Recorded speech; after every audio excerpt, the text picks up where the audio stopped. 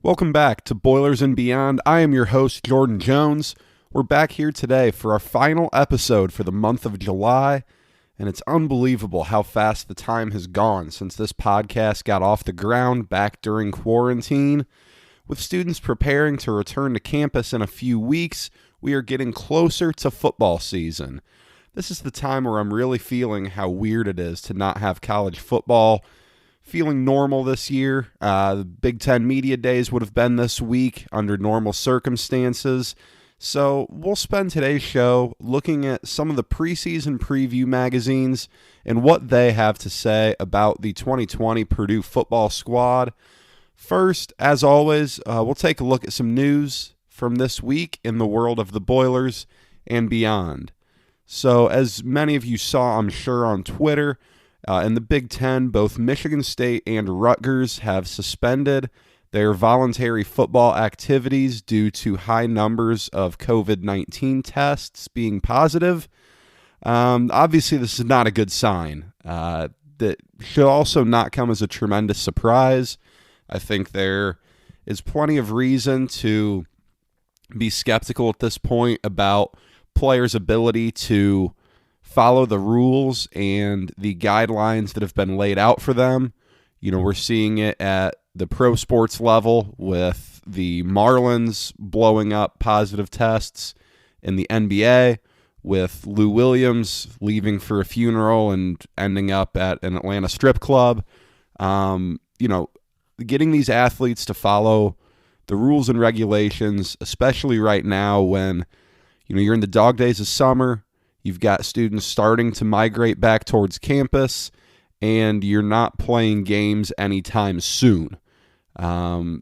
Neither school, Michigan State nor Rutgers, has released their numbers of positive tests they have had, which makes it a little more difficult to understand what we are dealing with. Purdue has not been releasing the numbers related to their COVID testing. We don't know what they're looking at. Hopefully, Purdue is avoiding these issues as best they can. Not good for Michigan State or Rutgers at this point. And hopefully, we don't see a continued uptick in schools shutting down their voluntary workouts. In basketball recruiting news this week, we did see the Purdue target 5-star wing from Dallas, Texas, Harrison Ingram, will be announcing his final 6 schools on Friday. That is August 1st. I do expect Purdue to make the cut here. I know last week on the show I brought up that I am very skeptical of Purdue's chances to land Harrison Ingram, and I had, a few people reach out disagreeing with that completely. Saying they expect Purdue to land Harrison Ingram. Look, I do expect him to list Purdue in his final 6. I think Purdue is in a good spot there. But, Duke has come on the scene recently. He's expressed interest in his HBCU ties. Those two combined are bad news for Purdue.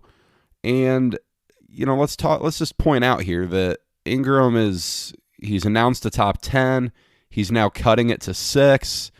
Purdue's commits don't do stuff like that often. You can look at Purdue's whole 2020 class. Zach Edey didn't do that. Jaden Ivey didn't do that. And Ethan Morton didn't do that. None of these guys had a list process. For all those guys, it was simply coming out and committing to Purdue when they were ready to commit. Traditionally, Purdue does not get guys who are out here trimming their list in a big public fashion. I do also understand, Ingram's a 5-star. He's a top 10 to 15 player in the country. That commands a different level of media attention.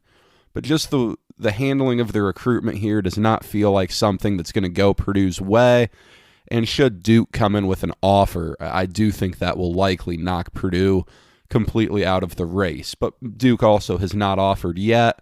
We will continue to monitor that and the recruitment of Harrison Ingram.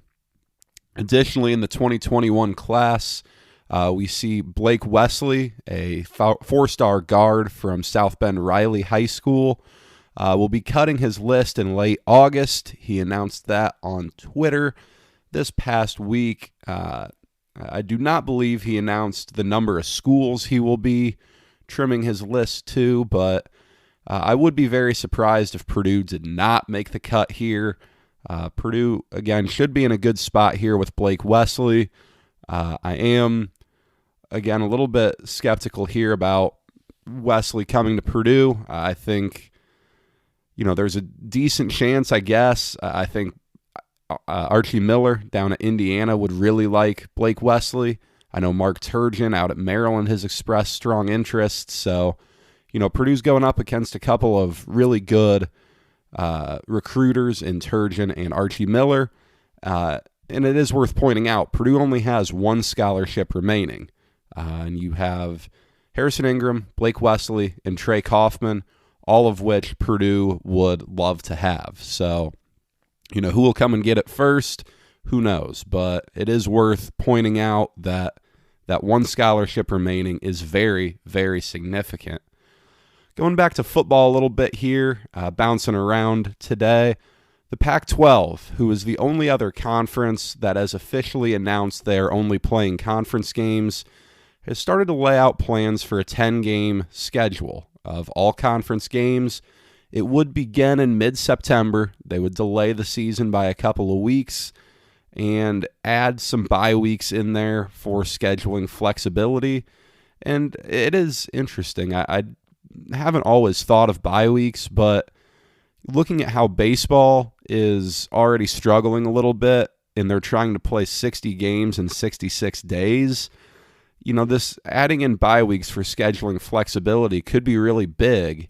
If you were to have a team, out in the Pac-12, say Arizona has a week where they just get ravaged with COVID cases and they're able to push games back, later in the calendar to when they're presumably going to be much healthier. I think that's interesting. They have multiple dates laid out for their conference championship game out in Las Vegas. Really interesting stuff. I am anxiously awaiting the Big Ten to announce anything related to their conference schedule. So far, we know very little other than that the Big Ten will not be playing non-conference games. And it is interesting to see that the SEC, the Big 12, and the ACC have all kind of remained silent here, particularly the SEC and Big 12, with Greg Sankey and Bob Bowlesby not making any official announcements yet. That'll be interesting this week as the calendar turns from July to August, and we are really in the heart of college football preseason once that calendar gets into August. Former Purdue running back Raheem Mostert restructured his deal with the San Francisco 49ers this week. He will be back in San Francisco this season. Purdue fans will remember that he had an excellent playoffs last year, getting the 49ers to the Super Bowl, where they ended up losing to the Chiefs. But Mostert was excellent. It just goes to show you how poor the Hazel staff did with Mostert and many other players on that roster. But, just to look at what Mostert's doing in the NFL compared to his complete lack of production at Purdue, it is fascinating. It's unfortunate. It's frustrating. But congratulations to Raheem Mostert. Well-deserved. Guy has really worked hard in the NFL to stick in the league for a while and get to this point where he's getting a nice payday from the San Francisco 49ers. Best of luck to him as he continues his time out in the Bay Area. And finally, we saw in the Cancun Challenge where Purdue will be playing, not in Cancun, in the Florida Panhandle this year.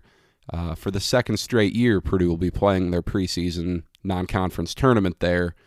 But Purdue will get Illinois State in the first round, while on the other side of the bracket, Clemson and Mississippi State will face off. I think Purdue probably would have preferred to get another one of those Power 6 programs, but they get Illinois State. They were pretty mediocre in the Valley last year. I believe they finished 8th out of the 10 teams. This tournament needs to be won by Purdue, plain and simple. If Purdue's going to have a good year this upcoming year, they need to win this tournament.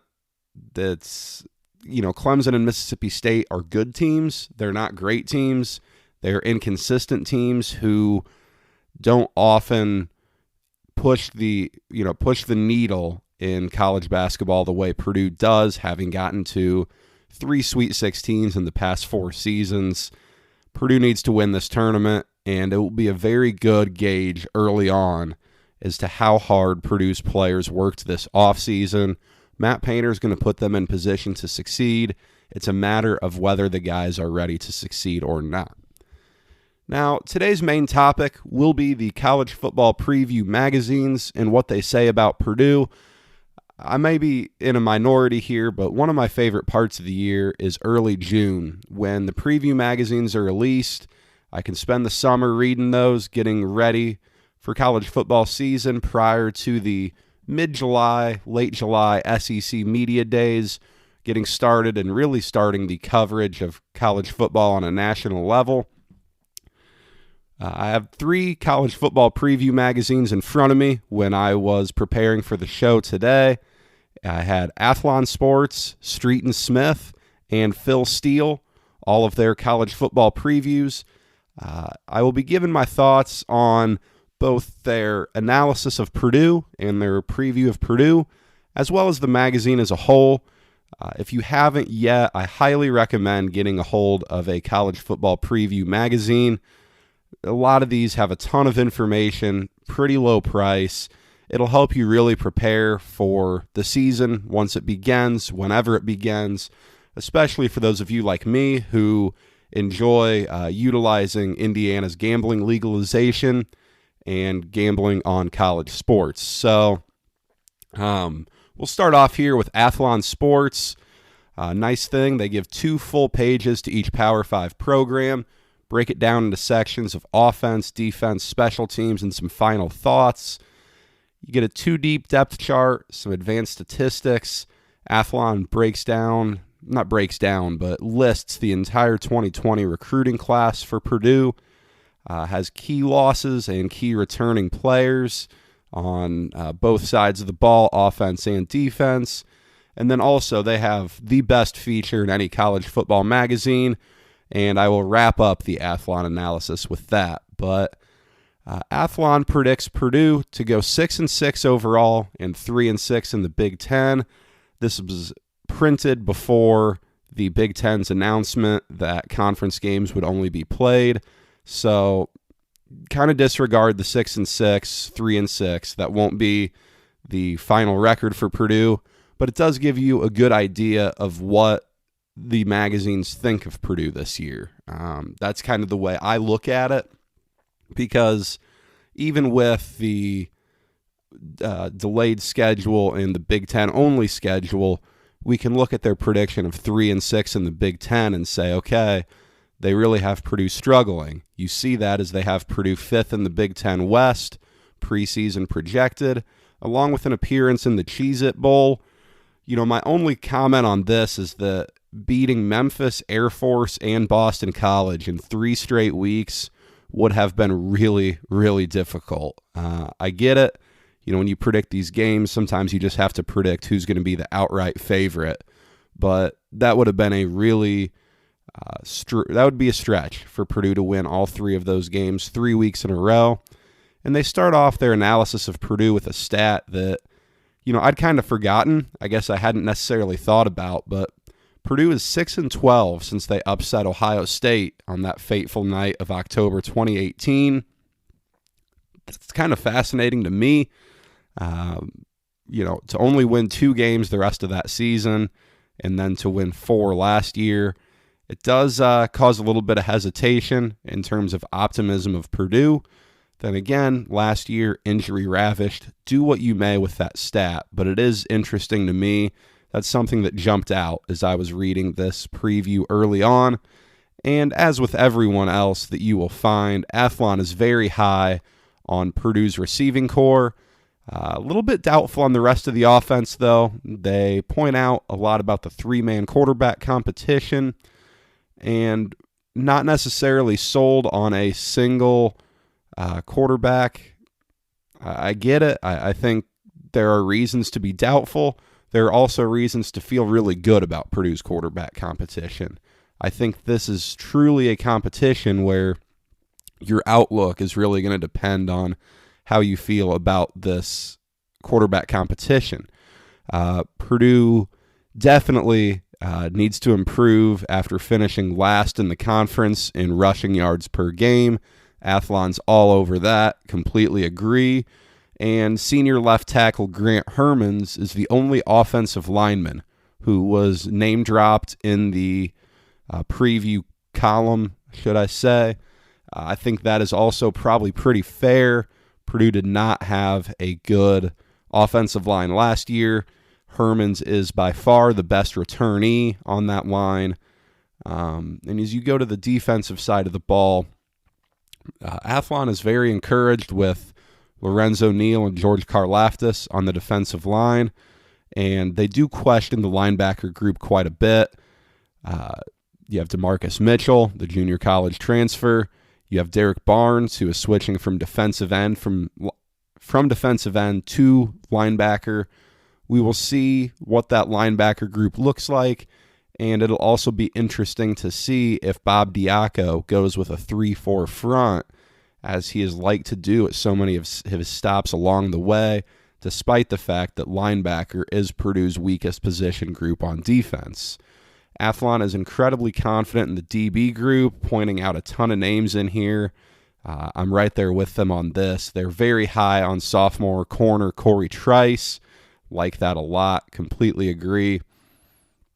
They do project Dedrick Mackey to start at the other cornerback spot alongside Corey Trice.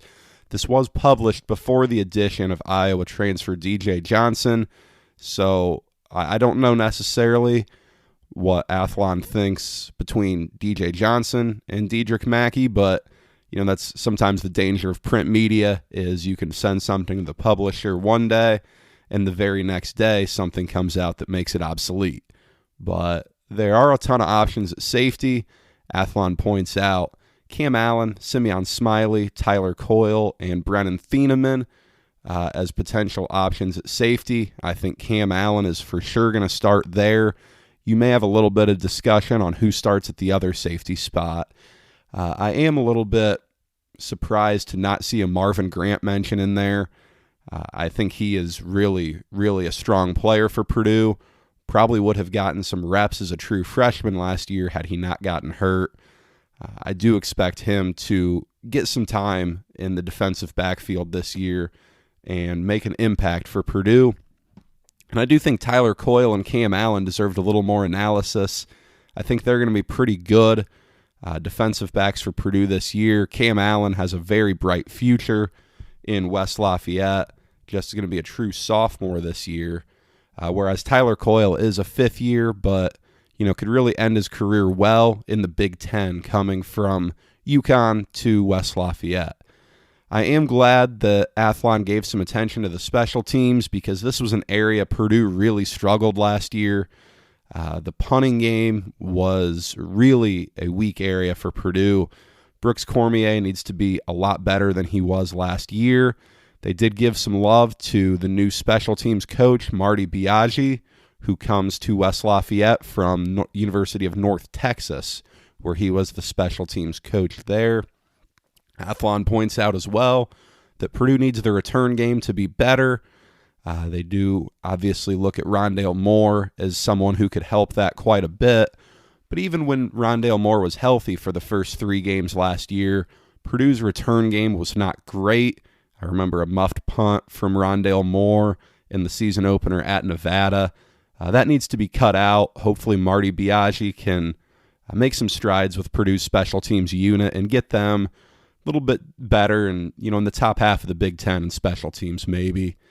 At the end of the day, Athlon's preview is very solid of Purdue. A lot of good information in there.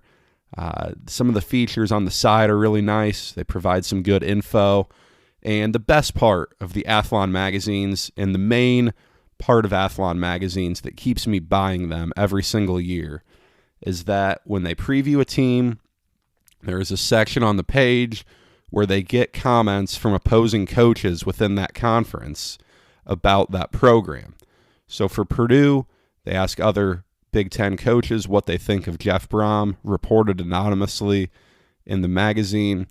I do love that. That is a fantastic feature. Coach Brom got a lot of respect in there. Opposing coaches are fairly high on Purdue despite the rough 4-8 season in 2019. Really good stuff there, and it's fascinating to read when you look at some of the programs who are in a little bit more turmoil than Purdue is. Miami had a hilarious section in there from other coaches, a few other really good ones. So that's my favorite part of the Athlon magazine, and it always is telling to see what other coaches think of those schools.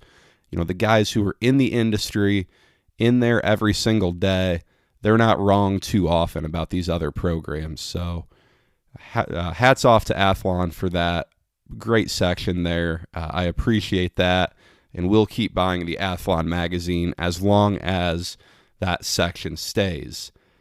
We move in now to Street and Smith's preseason magazine. This is the first year I had bought Street and Smith's, had never really seen it on the shelves before, despite having heard about it quite a bit. On the front cover, Street and Smith's claims to be the football fan's #1 guide. Let's see if I agree with that. First time buying it, so no previous biases on here. I was disappointed right away to see that Purdue only got 1 page of preview. 2 pages were only given to the top 3 projected teams in each division. So Minnesota, coming off an 11-win season, was not projected to be in the top 3 by Street and Smith's. They only got 1 page of preview. Purdue only got 1 page of preview. That is weak stuff right there. Just really, really poor stuff. You got to have more preview than that for Power 5 programs, especially someone like Minnesota who went, 11-2 last year and comfortably beat Auburn in a bowl game.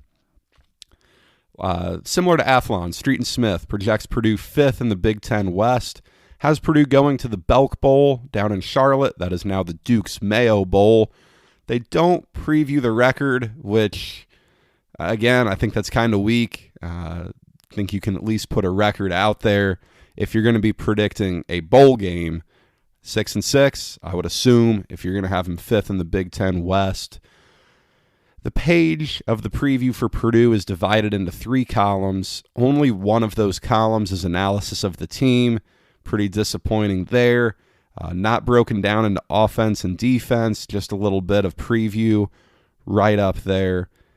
They are very optimistic about the offensive line play compared to what Athlon said. One of the funniest things about these preview magazines is that everyone has different opinions as to who is a returning starter and who is not. Street and Smith's here gives Purdue 5 returning starters on the offensive line. Yes, 5 players have started a game for Purdue on the offensive line. Starting 1 game does not make you a returning starter. Disagree with that completely, but they are optimistic about the offensive line play. That is a little refreshing just to see some optimism there for an area where Purdue has been weak for a really long time now. As with everyone, Street and Smith like the receiving group, and they do point out Ahmad Anderson in addition to Moore and Bell. It's good to see those other receivers getting some love. I do think Ahmad Anderson, Milton Wright, guys like that are excellent receivers who probably do not get enough credit in the preseason because they are overshadowed by 2 guys who were freshman All-Americans. They mentioned the need to replace Bryson Hopkins. Do not mention anything about replacements, whether it be Payne Durham, Kyle Belotto, or Garrett Miller. Nothing about any replacements there. Again, another tough part of the print media nature. This was written before Austin Burton's commitment to Purdue. So, they only focus on Jack Plummer and Aiden O'Connell as quarterback potential starters there. And the only comment about the defense here in this whole Purdue preview is that Diaco's new, Marcus Bailey is gone, and, quote, Karlaftis and Neal have plenty of experience behind them, end quote. That is definitely a stretch to say that there is a ton of experience on the Purdue defense outside of Karlaftis and Neal. Really not sure about that one. But they do end with this quote that I found very interesting. If one of Purdue's quarterbacks can replicate David Blau's 2018 season, the Boilermakers will be a threat in the Big Ten West. So from a preview that says very little about a defense that definitely has some question marks, they do feel Purdue is a quarterback away from competing in the Big Ten West. I do like that there was a little more attention given to recruiting in this magazine than there was in Athlon.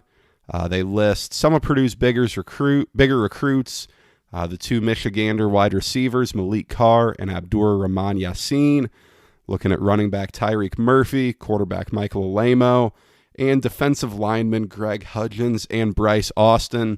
All get some love from Street and Smiths here. Overall, you can find a lot better previews out there. There was no real defense or special teams analysis, not going very in-depth anywhere besides receiver. Only a one deep depth chart on the side there. Not a great preview from Street and Smiths. I will probably not be buying this one again next year. And if you are looking to get a college football preview magazine, I would recommend Athlon over Street and Smiths. And that brings us to the very popular Phil Steele College Football Preview magazine. If you follow him on Twitter, you see a lot of his retweets of his fans tweeting out their magazine to him. But he claims on the cover, on the very top, that it is the book the experts cannot do without. He claims to be the most accurate magazine over the last 22 years. That is corroborated inside the magazine. Credit to Phil for proving his claim at least. But, this is an in-depth magazine. If you are a big college football fan and you live and breathe this sport, Phil Steele's is the must-have magazine for you.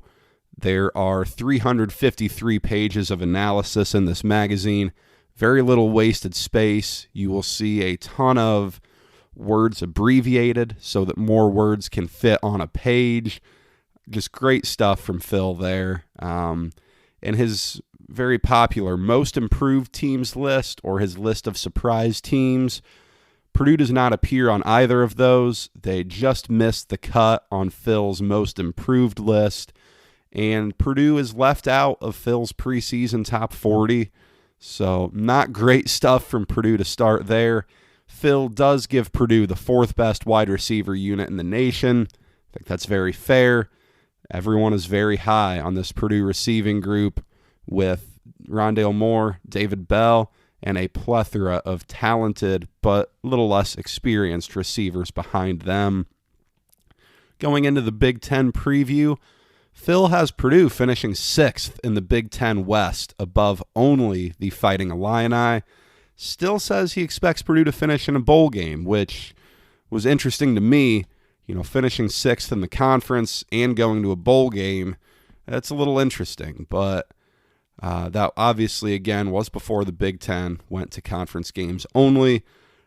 He breaks down every position group for every Power 5 program on here. Another reason why this is my favorite magazine, just the depth he gives to every position group on the field.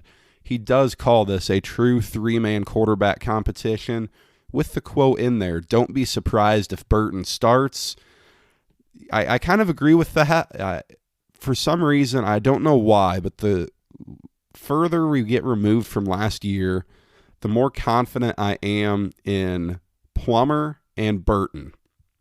I think Plummer, he was up and down a little bit last year, but I do think he did some really nice things for Purdue, and his potential and his ceiling is much higher than O'Connell's.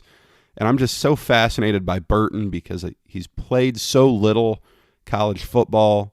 That's not a good thing by any means, but I do think the raw ability is there with Burton. It's going to be fascinating to see what happens in this quarterback competition whenever that gets going this fall. He calls for the running back group to be much improved with additional development from King Doru and the addition of Tyreek Murphy, the 4-star freshman from New York. As with everyone, he put him as the 4th best unit in the country, loves Purdue wide receivers group. Majority of the emphasis is placed on Moore in his write-up of the receivers, and no mention of the tight ends in there, which I think in a Jeff Brom offense, he loves to utilize those tight ends, so could have seen some more tight end analysis there. And he does feel that Purdue's offensive line group has improved. Phil gives Purdue 4 returning starters on the offensive line. I think Athlon had 3, Phil had 4, Street and Smiths had 5. So you determine what you want to determine with returning starters. I tend to lean more with the Athlon that Purdue does not have that many true returning starters on the offensive line. But it's just fascinating to me how the offensive returning starters are different with every magazine. And one potential lead here on offense that I found interesting, I know that Phil speaks with every coach prior to writing his magazine, and he had on the depth chart here, he gives a full depth chart with every player on the roster, and the redshirt freshman quarterback Paul Paferi was listed alongside the tight ends on the depth chart here. I don't know if that's a misprint. I don't know if that's something to watch, but I did think it was worth pointing out. Something I did not expect to see, at least there. But going on to the defense, Phil calls this the best Purdue defensive line in years, being led by George Karlaftis and Lorenzo Neal. He also does point out junior college transfer DeMarcus Mitchell, and he has him listed as a defensive end rather than a linebacker. Another interesting thing to me, I don't know that I necessarily see that being the way Purdue lines up, especially if the defense goes into a 3-4 set, but something to keep an eye on for sure. And it is interesting because Phil's magazine went to the press much later than both Athlon and Street and Smiths did. Could be interesting, something to watch there for sure. He obviously points out the linebacker group has to stay healthy. I agree with Phil wholeheartedly there. He does believe Derek Barnes will emerge as the star of the unit, in his words. It's going to be fascinating to see what Barnes does after a really good year at defensive end, switching to linebacker. He finally wraps up the defensive preview by taking a look at Purdue's DB group, says that this group can lead Purdue to their best pass defense rating in the last 10 years. I like that. I am very high on the secondary as well. Phil projects Corey Trice and DJ Johnson to start at the corner positions, with Brennan Thieneman and Cam Allen starting at safety. Not sure about Thieneman starting at safety. I don't think that would be ideal for Purdue. I think you hope that there has been some more development behind Thieneman, but regardless, Thieneman has been fairly solid for Purdue over the last couple years in a defense that has really struggled over the last couple years. He does like Purdue to make a big jump in their special teams rankings if the punter play improves.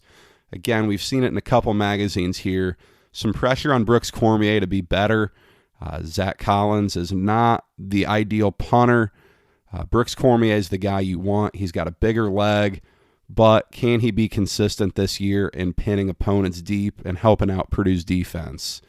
Overall, he does think this is going to be Purdue's best offense under Brom. Pretty high praise. I think that 2018 offense was excellent. He has some cool tidbits for every game on the schedule. I just love this magazine because there's so much detail in there. Phil does call Purdue's defense strong with a solid front seven. That's aggressive in my opinion. I think a solid front seven might be a bit of a stretch, but I like the optimism. I think a lot of you Purdue fans listening are going to like the optimism. This is my favorite magazine on the market. There's too much depth.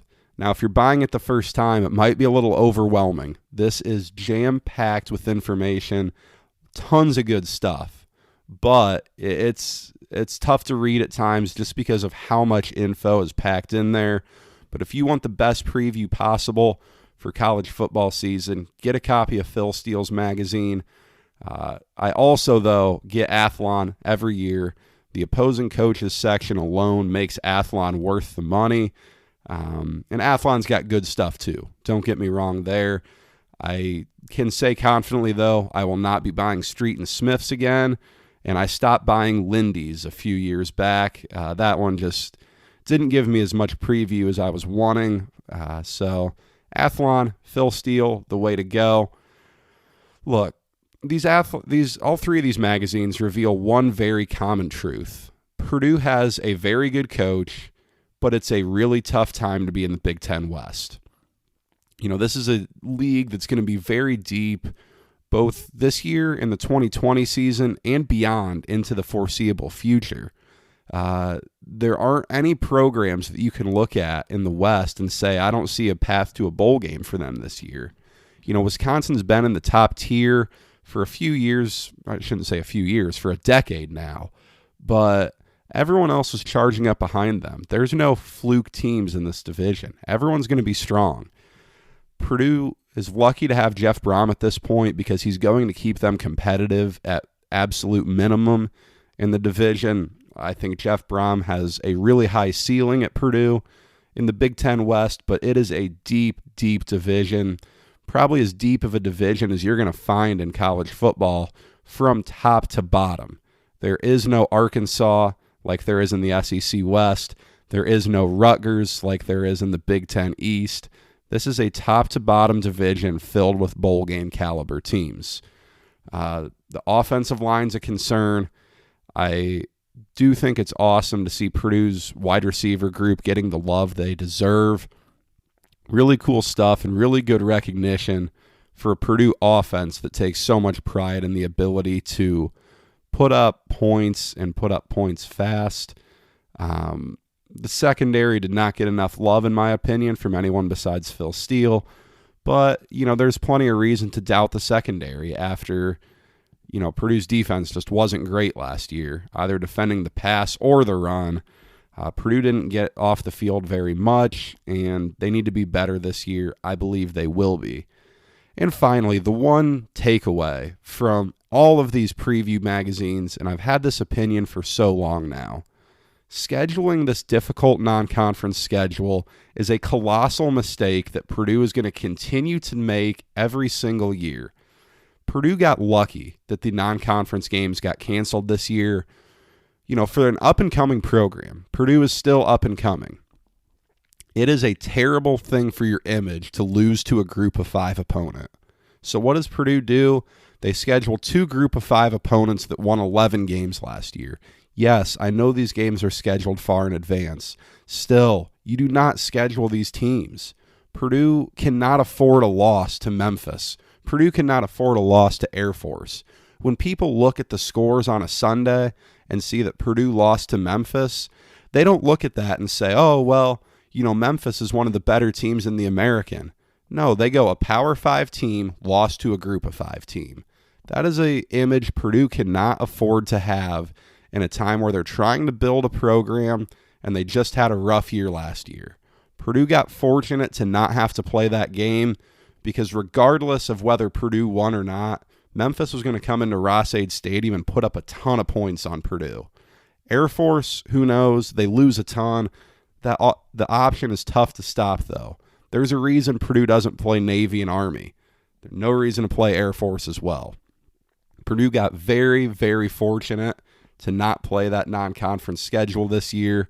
Hopefully, for Purdue's sake, as they start to schedule in the future, they do not continue to waste time and cost themselves opportunities by scheduling a really difficult non-conference and scheduling group of 5 opponents that are going to come into Ross-Ade and give Purdue everything they've got. Now, before we get into questions, I'd like to remind all of you that Boilers and Beyond is available wherever you get your podcasts. I promise not all of my episodes are rants like what I just went on for the last couple of minutes. You're going to want to make sure you subscribe so that you don't miss any episodes.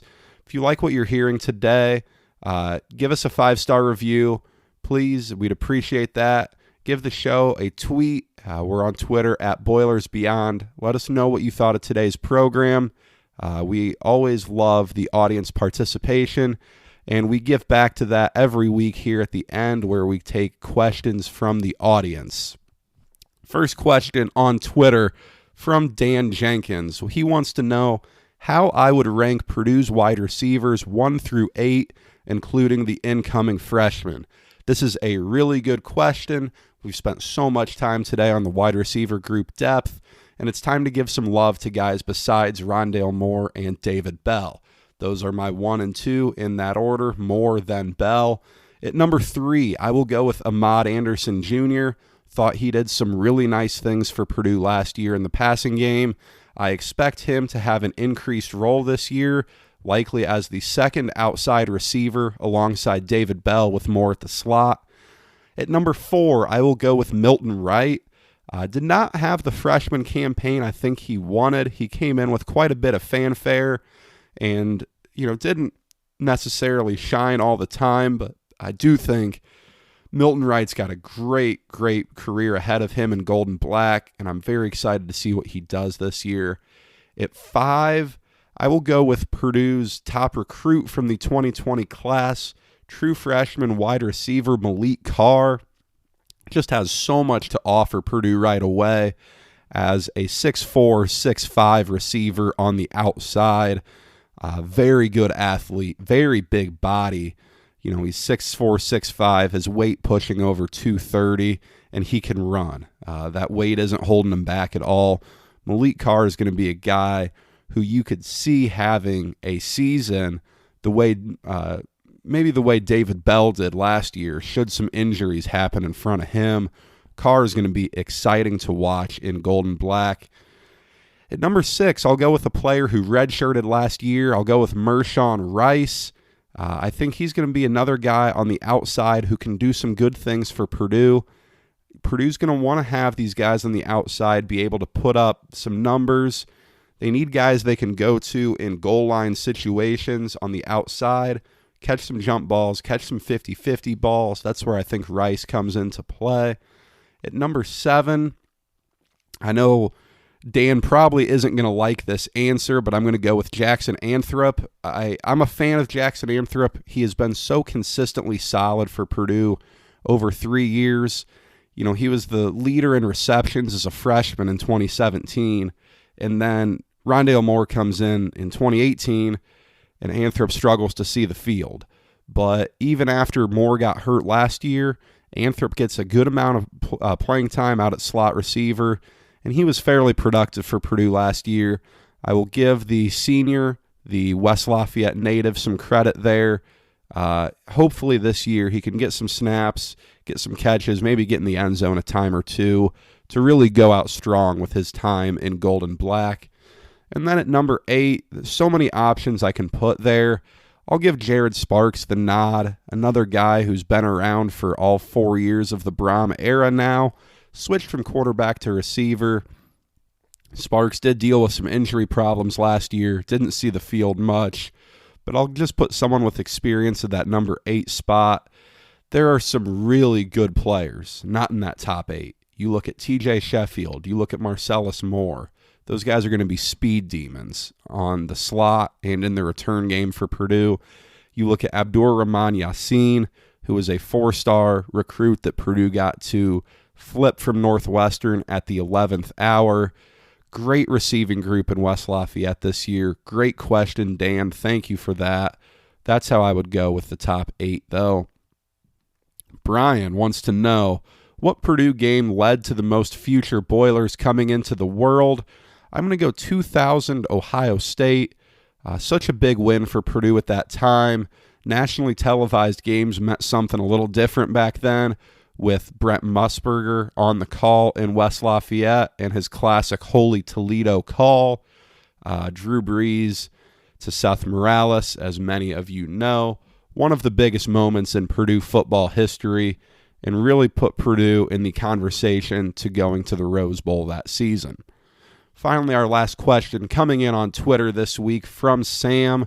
He says, assuming Rondale Moore and David Bell will be 1 and 2, who will be Purdue's third leading receiver? That's another good question because there's so many options here, and you could give me so many names that wouldn't surprise me. I am going to go with Ahmad Anderson. He did enough nice things as a freshman last year that I think he will start as the third receiver alongside Moore and Bell. You can go with so many options, though. And I would not completely count out Payne Durham. I know, he's been limited in his play thus far. Obviously, being behind a pro in Bryson Hopkins is tough and limits the amount of time you can get on the field, but Brom loves to utilize his tight ends when he can. We saw that with both Cole Herdman and Bryson Hopkins in his first 3 seasons. So don't completely count out Payne Durham, but I am going to go with Ahmad Anderson Jr. as Purdue's third leading receiver. That's all I have for this week's show. Thank you for spending your time with me today. And again, if you want to get in on those Q&A sessions, give us a follow on Twitter at BoilersBeyond. Hit us up before next week's episode. We will get your question answered on the show every week. We'll be back next Tuesday for more of the biggest news and high-level analysis of Purdue athletics. But until then, stay safe.